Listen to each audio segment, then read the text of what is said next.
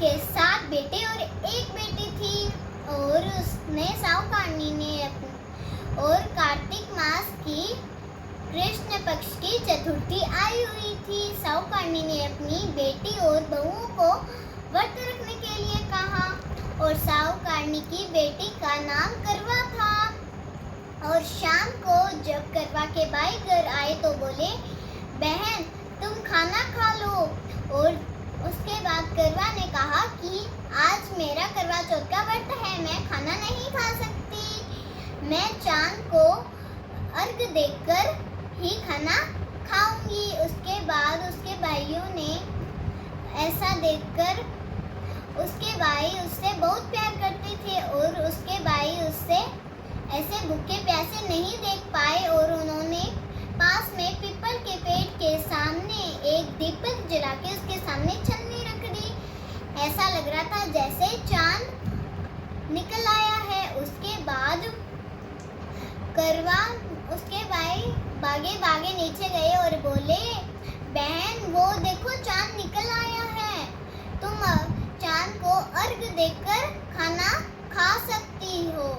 और उसके बाद करवा भागी भागी अपनी भाभीयों के पास गई और बोली, वो देखो भाभी चांद निकल आया है, आप चांद को देख के खाना खा सकती हो। और उसके बाद भाभी बोली कि नहीं, अभी तुम्हारा चांद निकला है, मेरा चांद नहीं निकला। और उसके बाद करवा भागी भागी ऊपर गई और चांद को अर्घ देकर खाना खाने लगी। जैसे उसने खाने का पहला निवाला खाया तो उसे छींक आ गई। जैसे उसने खाने का दूसरा निवाला खाया तो उसमें बाल आ गया। जैसे उसने खाने का तीसरा निवाला खाया तो उसके ससुराल से समाचार आया कि पति बीमार है, जितनी जल्दी हो सके आप उतनी जल्दी ससुराल में पहुंचे। और उसके बाद साहूकारनी ने अपनी बेटी के कपड़े डालने शुरू कर दिए। जैसे उसने कपड़े डालने शुरू किए, काले सफेद कपड़े आने लगे। और उसके बाद साहूकारनी ने करवा से कहा कि करवा, जो भी तुम्हें छोटा बड़ा मिले तुम उसके पाँव छूती जाना, जो भी तुम्हें ऐसा आशीर्वाद सदा सुहागा रहो, तुम वही अपने पल्ले में गांठ बांध लेना। उसे रास्ते में बहुत लोग मिले, कईयों ने कहा सुखी रहो, कईयों ने कहा पीहर का सुख देखो, कईयों ने कहा कि सुख खुश रहो। और उसके बाद वह अपने ससुराल पहुंच गई। ससुराल के आंगन में उसकी छोटी नंद खेल रही थी। और जैसे उसने अपनी नंद के पाँव छुए तो नंद ने कहा सदा सुहागा रहो। और उसने अपने पल्ले में गांठ बांध ली। जैसे ही करवा अंदर गई तो देखा उसके पति की अंतिम संस्कार की तैयारी हो रही थी। और जैसे ही उसके पति को ले जाने लगे तो वह कहती, मैं इन्हें कहीं नहीं जाने दूंगी। और जब कोई नहीं माना तो कहती, मैं इनके साथ ही चलूंगी। फिर वह उनके साथ चल पड़ी। आगे जाके कहती, मैं इन्हें नहीं चलाने दूंगी। बड़े बुजुर्ग कहते कि पहले तो अपने पति को मार दिया और उसके बाद उसकी मृत्यु भी ढंग से नहीं होने दे रही है, उसे जिलाने ही नहीं दे रही है। और उसके बाद बड़े बुजुर्ग ने कहा कि पहले तो अपने पति को मार दिया, उसके बाद उसकी जलाने भी ढंग से नहीं दे रही है। और फिर बड़े बुजुर्ग ने कहा कि इसकी यही झोंपड़ी डलवा देते हैं। उसके बाद उसकी यही झोंपड़ी डलवा दी गई और वह उसके अंदर ही अपने पति को लेकर रहने लगी और उसकी साफ सफाई करती। दिन में 2 बार उसके नंद खाना देने आती और वह व्रत भी करती और चांद को अर्घ भी देकर खाना खाती। और एक दिन माता प्रकट हुए और बोले, करवा ले 7 भाइयों की प्यारी करवा ले 7 भाइयों की प्यारी करवा ले, खड़ी बुखारी करवा ले। और उसने माता को कहा कि माता मेरे पति को वापस जिंदा कर दीजिए।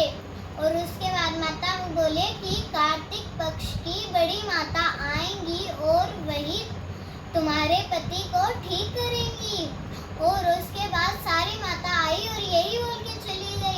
बाद 1 साल के बाद माता आई और उन्होंने 16 श्रृंगार मांगे और उसने 16 श्रृंगार दे दिए माता को। और 16 श्रृंगार देने के बाद माता ने माथे से सिंदूर निकाला, आंखों से काजल, नाखूनों से मेहंदी निकाली और गंगा जल में डाल दिया और उसके बाद छींटा दिया। और जैसे उसके पति के ऊपर छींटा देते उसका पति ठीक हो गया और माता रानी के उस करवा ने पैर पकड़े और माता रानी ने उसे आशीर्वाद दिया और माता रानी ने जाते समय उसकी झोंपड़ी को लात मारी और उसकी झोंपड़ी महल में बदल गई। जैसे उसकी छोटी नंद खाना देने आई तो देखा कि झोंपड़ी की जगह यहाँ पे महल कैसे है। और जैसे ही करवा ने अपनी छोटी नंद को देखा तो वह भागी भागी गई और नंद को कहा कि वो देखो तुम्हारा भाई जिंदा हो गया है, जल्दी से सासू माँ को कह दो कि ढोल नगाड़े से हमें लेने आई। फिर छोटी नंद भागी भागी अपनी माँ के पास गई और बोली कि माँ वो देखो भाई जिंदा हो गया है, जल्दी से ढोल नगाड़े ले आओ और भाई को ले आओ। और उसके बाद वहाँ जाने के बाद बहू ने सास के पाँव छुए और सास ने बहू के पाँव छुए। सास ने बहू के पाँव छुए और बहू ने सास के पाँव छुए। और करवा बोली कि ये देखो माता आपका बेटा वापस आ गया है। और उसके बाद करवा की सास बोली कि यह सब तो तुम्हारी कृपा से है।